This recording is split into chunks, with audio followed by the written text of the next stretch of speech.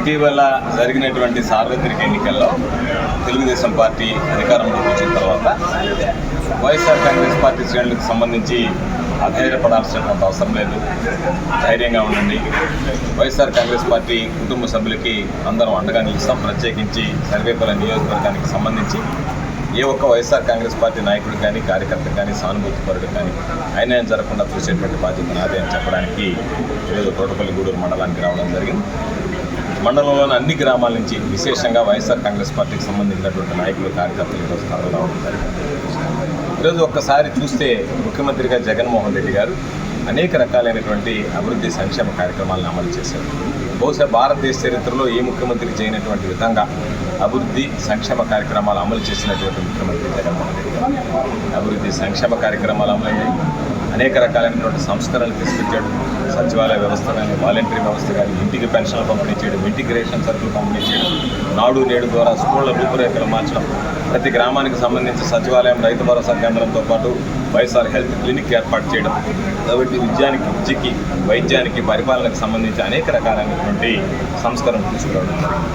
ఈరోజు ప్రజలు ఏ విధంగా ఆలోచన చేశారో, లేదా చంద్రబాబు నాయుడు పెట్టినటువంటి ప్రలోభాలకి ఆశపడ్డారో తెలుగుదేశం పార్టీ వైపు మొగ్గు చూపించడం జరిగింది.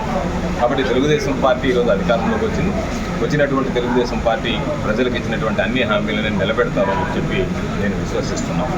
అందుకనే ఈ మధ్య కొన్ని పిల్లి మొక్కలు వేసినా ఈరోజు ప్రతి బిడ్డకి తల్లికి వందనం పేరుతో 15,000 రూపాయలు ఇస్తామని అధికారంలోకి వచ్చిన తర్వాత పిల్లలకు కాదు తల్లులకి 15,000 రూపాయలు ఇస్తానని చెప్పి మాట మార్చడం, వెంటనే వైఎస్ఆర్ కాంగ్రెస్ పార్టీ నుంచి కానీ ప్రజల నుంచి కానీ తీవ్రమైనటువంటి వ్యతిరేకత రావడం, దానితో ప్రజల్లో ఈరోజు ప్రభుత్వంలో మార్పు రావడం, మేము ఇంకా కూడా దానికి సంబంధించినటువంటి నామ్స్ ఏదైతే ఉన్నాయో మార్గదర్శకాలు ఇంకా విడుదల చేయలేదని చెప్పి ప్రకటించడం జరిగింది. కాబట్టి తప్పనిసరిగా ప్రజలకి ఒకవేళ మేము ఓటమి పాలైనా ప్రజలకు ఎక్కడ అన్యాయం జరగకుండా ప్రజల పక్షాన నిలబడి పోరాడతాం. ప్రజలందరూ ఈరోజు ఉన్నటువంటి వైఎస్ఆర్ కాంగ్రెస్ పార్టీ వాళ్ళు ఎవరు కూడా అధైర్యపడాల్సినటువంటి అవసరం లేదు. ధైర్యంగా ఉండమని చెప్తున్నాం. ఎన్నికలు జరిగిన ఫలితాలు వచ్చిన నాటి నుంచి దాదాపుగా ఈరోజు 40 రోజులైతే ఒక్కరోజు కూడా సర్వేపల్లి నియోజకవర్గాన్ని విడిచిపెట్టకుండా వాచ్మెన్ డ్యూటీ చేస్తున్నాం. రాబోయేటువంటి రోజుల్లో బాధ్యతాయుతంగా వ్యవహరిస్తాం.